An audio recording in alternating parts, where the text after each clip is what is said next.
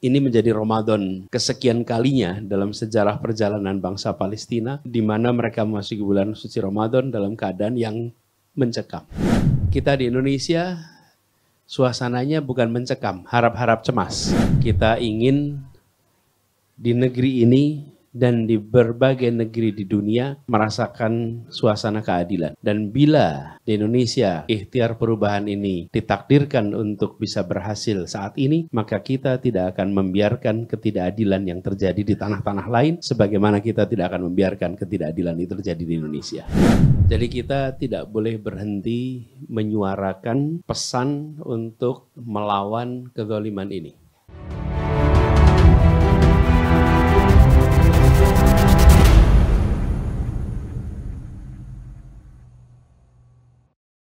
Pak Anies, udah banyak yang rindu nih.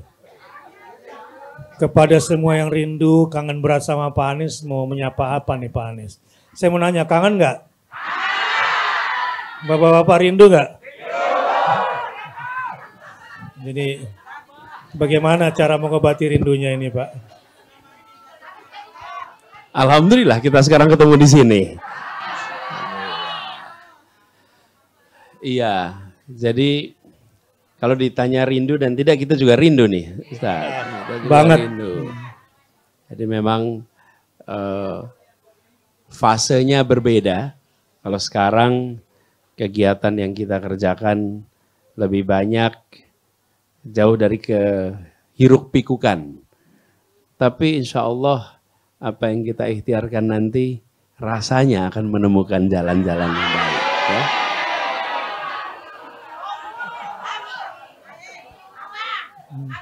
Cukup ya. Jadi ini apa sapaan rindu dan kangen dari Pak Anies ya buat kita semua. Baik. Pak Anies, Ramadan sebentar lagi. Dan ini bulan di mana umat Islam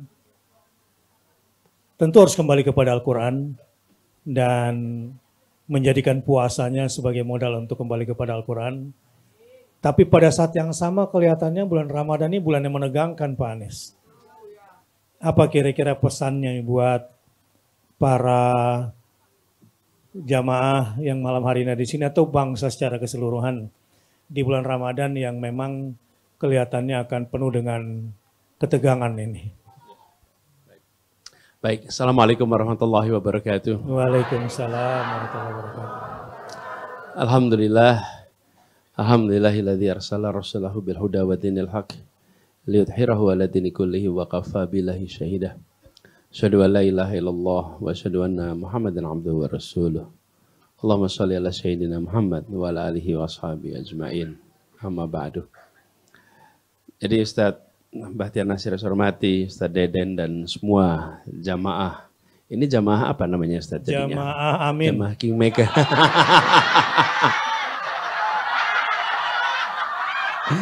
Ya. Betul nggak? Betul tidak ini? Betul.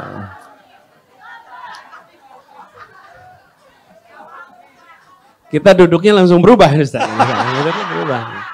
Berdiri juga boleh. Berdiri juga boleh. Berdiri boleh. Ya. Nggak apa-apa, duduk aja dulu. Duduk aja, duduk. Soalnya kalau saya berdiri kasihan kameranya nanti itu. Ya. Dia harus kerja kanan kiri gitu. Kalau duduk ini kan anteng kameranya. Ya. Nah. Ya, udah duduk aja dia. Iya. Tapi memang ya, Ustaz, pengalaman saya, ibu itu paling konsisten dalam persisten. Ya, Selalu. konsisten dan persisten. Itu dia tuh. Jadi selalu bisa menangkap celah kita lagi koma, ngomong nanti Ustaz. Pesannya langsung masuk. Iya. Tahu momen ya. Iya. Sebentar Ustaz, tadi tanya apa tadi Ustaz? Kita lupa ini kita ngomong. Mencekam. Begini, kalau kita tadi UBN bilang ya bahwa memasuki Ramadan kita dalam kondisi dunia yang mencekam. Mungkin ada beberapa. Satu, saudara-saudara kita di Palestina, khususnya di Gaza, yang pada beberapa bulan ini mengalami ujian yang luar biasa. Ini menjadi Ramadan kesekian kalinya dalam sejarah perjalanan bangsa Palestina, di mana mereka memasuki bulan suci Ramadan dalam keadaan yang mencekam. Kita di Indonesia suasananya bukan mencekam, harap-harap cemas. Iya. Tapi bukan mencekam. Kalau lain kan kalau mencekam itu kan. Tapi harap-harap cemas.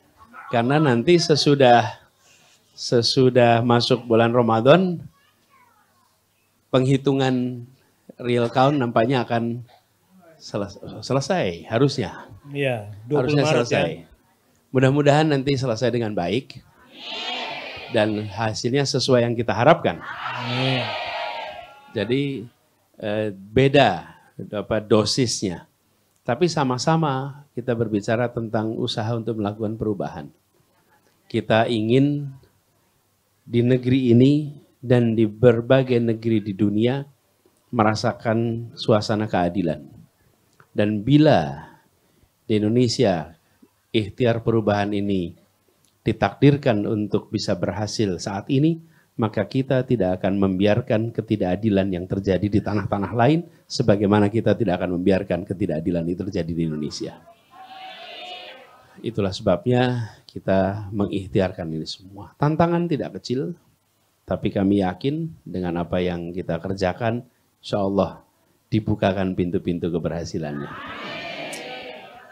Jadi yang di sini bukan mencekam, Ustaz. Kalau di sini masuk harap-harap cemas. Harap-harap cemas.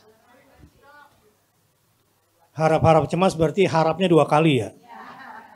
Cemasnya sekali. Mudah-mudahan dengan doa-doa kita di bulan Ramadan ada keajaiban yang Tuhan turunkan. Minta sama Allah. Biasanya doanya gini, Allahumma arina ajaiba qudratik.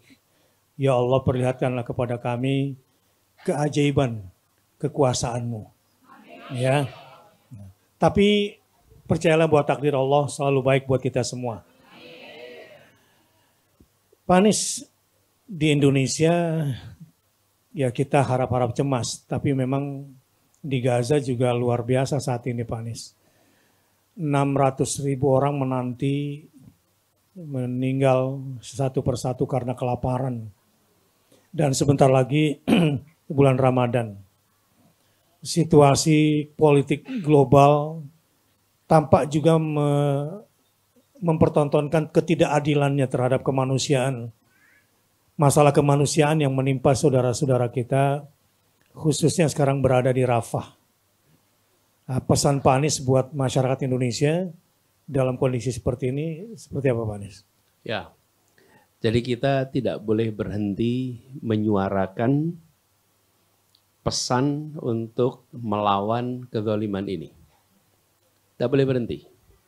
Dan hari ini kita menyaksikan, bukan hari ini ya, maksudnya hari-hari belakangan ini, bulan-bulan belakangan ini, kita menyaksikan untuk pertama kalinya dalam sejarah konflik yang terjadi di Palestina, di mana opini rakyat kebanyakan bisa terbentuk melawan mainstream media. Selama berpuluh tahun, ada mesin produksi kebohongan lewat media untuk menggambarkan kondisi bangsa Palestina, perjuangan bangsa Palestina, dan termasuk apa yang dikerjakan oleh Israel di tanah Palestina, sesuai dengan yang dipesan oleh pengendali-pengendali media global. Tapi untuk pertama kalinya kita menyaksikan gelombang perlawanan lewat sosial media mampu menembus itu. Kenapa? Karena kendali atas pembentukan opini tidak lagi oleh mainstream, tapi dikerjakan oleh media-media warga kebanyakan. Nah, rakyat Indonesia salah satu warga sosial media paling gemuruh di dunia. Betul tidak? Kita ini paling gemuruh, bisa menggerakkan begitu banyak. Jadi, saya dapat catatan itu beberapa yang dimulai diinisiasi dari Indonesia atas apa yang terjadi di Palestina, itu bisa membangun kesadaran dunia. Karena itu menurut saya Ustaz, salah satu yang kita bisa kerjakan di sini, jangan diam. Termasuk memasuki bulan suci Ramadan ini. Suarakan minimal kalau boleh targetkan setiap hari itu ada kontribusi kita untuk menyuarakan isu ini.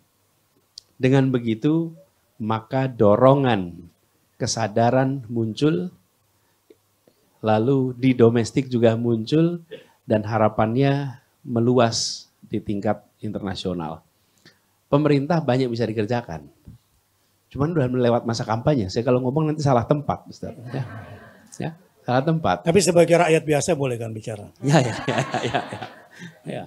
Jadi nanti saya akan bicara yang agak jauh di kesempatan lain. Tapi saya ingin sampaikan bahwa negara bisa mengerjakan, jangan kalah dengan tetangga kita di dalam membela Palestina.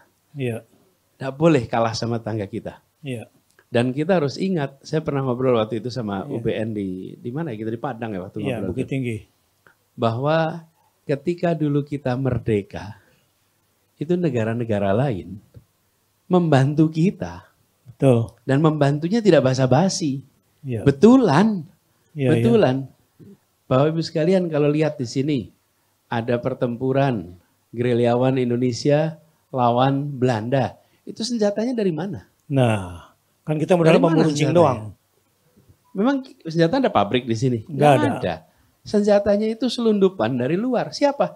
Ya dari orang-orang internasional yang bersimpati kepada kita. Perjuangan kita. Lalu mereka mengirimkan pasokan-pasokan itu. Macam-macam, kirim obat, kirim senjata. Kemana? Kepada kita. Jadi kalau kita sekarang membantu perjuangan, kenapa? Ya karena dulu waktu kita berjuang juga dibantu. Dan banyak pihak yang membantu itu kita seringkali nggak ingat. Nggak ingat, padahal mereka luar biasa. Nah, ini yang menjadi pengingat bagi kita bahwa Palestina berhak merdeka dan kita punya kewajiban moral untuk ikut memperjuangkannya. Dan kita negara itu maksudnya pemerintah punya kewajiban konstitusional untuk mengusahakannya. Kenapa? Karena perintah undang-undang kita, kemerdekaan adalah, udah hafal semua. Jadi dilaksanakan itu. Dan itu dengan langkah-langkah konkret. Langkah-langkah konkret yang bisa dikerjakan, inilah bandingan sama negara tangga kita. Kalau negara tangga kita ngerjain, masa negeri yang mengatakan eksplisit dalam konstitusinya kalah sama tetangganya. Betul tidak? Iya, itu kira-kira.